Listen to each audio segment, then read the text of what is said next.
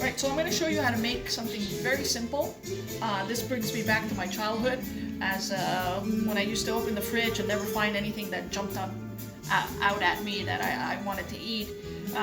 My mom knew right away to go start peeling some potatoes and making me a tortilla de papa. It was one of my favorite meals growing up, and it just, every time I make it for my family, it just reminds me of my mom and my childhood. Very simple to do tortilla de papa. It's a Spanish omelet, some people would call it. So you're gonna use about, depending on the size of the potatoes. If they're big potatoes, I would use 3. If they're fairly small sized potatoes, go up to 6. You want to slice them very, very thin. The thinner they are, the better. It cooks a lot quicker. So basically, just cut it in half. Cut it in half again, or you don't need to. And then just want to cut them fairly small. You could do it thicker. It's all up to your taste. You could do it thicker. That's no problem. It takes a lot longer to cook if you make them a bit thicker. Some people like it moist inside, so the egg is still a bit runny. Some people like it a bit more dried up. You can add chorizo to this, but an authentic, simple tortilla de papa is just potatoes. We're gonna caramelize some onions. We do it separate, we don't do it all together, and you're gonna see my fire is already going. So we're gonna caramelize the onions.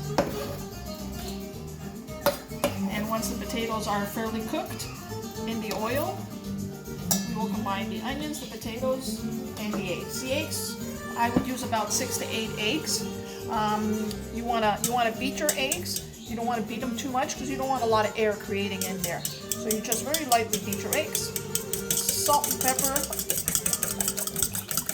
And what you want to see with your egg is that when you pull it, you want to see a nice string. You see the egg is not really beaten, so the egg yolk and the whites haven't really mixed together. So beat it enough that it unifies, but not too much that you're fluffing it and airing it. So here we go. That's a much nicer consistency. So we got our egg prepared on the side. To that we'll be adding some salt and pepper. We're going to take a couple of garlic. You don't need to chop it up finely. It's very simple. Chop it up, the garlic. We're going to cook it at the same time as the onions. Very simple. So to this, just take your garlic.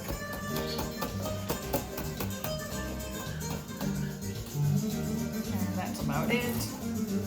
I will go maybe one more because they're fairly small. So just go one more.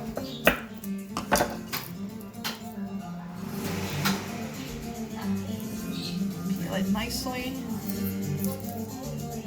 As you saw, I cracked it with a knife before. There we go.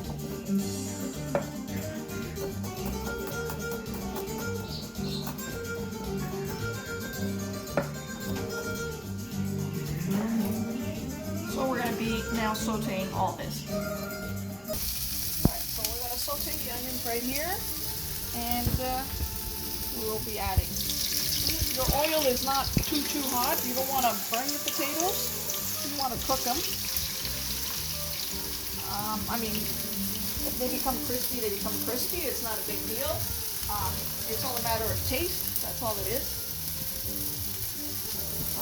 I cook this in medium high for the first 5 minutes. And as the potatoes are getting softer, you see, you don't need to soak them. We're not doing French fries. We're just lightly tenderizing, cooking our potatoes. Now the onions, we want it nice and caramelized onions. So this and all, onions would take about maybe 5 minutes to caramelize, and the potatoes, once they, we're going to turn up the heat a little bit. Once they are tender,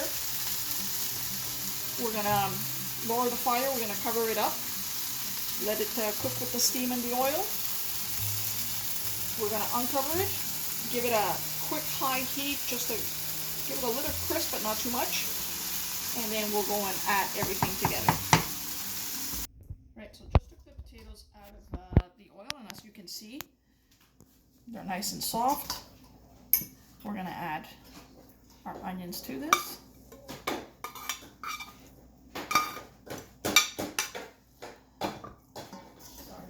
And our mixture of eggs to this. Give it a nice little mix. And we're gonna head over to our pan. So all it took was just salt and peppers, sauteed onions. You don't want any raw onions in your mix. This is what it looks like. And now we're going to put all this together to fry, and you're going to have an amazing tortilla de papas. Our pan is hot, so we got a little bit of oil in there. Now we're going to put our mixture.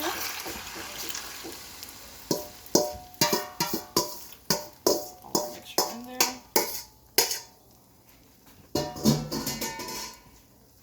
And you just make sure that it's nice and even. All around like this. We're going to put it to medium. We don't want it to cook too quickly, because then it's going to darken the egg in the bottom. I don't like it that way. You see that it still has some loose, has some movement. It's fantastic. We're going to be flipping this over as soon as we see that the eggs are setting in the bottom. Basically, you're sealing the tortilla, so we flip this over. If you like it a little bit more dry, you can have a pan that goes in the oven, and as is, let it cook a bit, stick it in the oven, let it finish off in the oven. You can do that as well. So, that's some nice loose.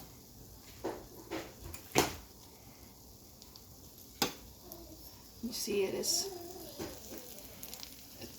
getting dark, but not too dark. Again, it doesn't matter if you like it darker, like it more cooked, like it lighter. It's all a matter of taste. Alright, so this is cooked. There's still some moisture on top. Nice loose. We're going to attempt to flip. You can do it depending on the size of your pan. A plate will be sufficient. My pan is a little bit bigger, so make sure that you have a glove on. You don't want to burn yourself. And 1, 2, 3, flip. Oh, look at that. That's a beautiful tortilla. So now we're going to return this to the pan. And you want to do it like this. Beautiful. Make sure our corners are all in there. Cook this for another maybe 4 to 5 minutes. Again, if you want something that is a bit more dry, you can leave it longer. You can stick it in the oven. If you want something that has the consistency of a juicy egg inside, then I suggest a couple of minutes once you flip it, and ready to serve. And delicious. Simplest thing there is. I'm sure your kids are going to love this. We tend to do this as well in sandwiches. When you're out in the country and then working in the fields, make a nice tortilla de papa, put it on a nice bun, and just eat it like that. Fills you up for the day. Hope you enjoyed this recipe.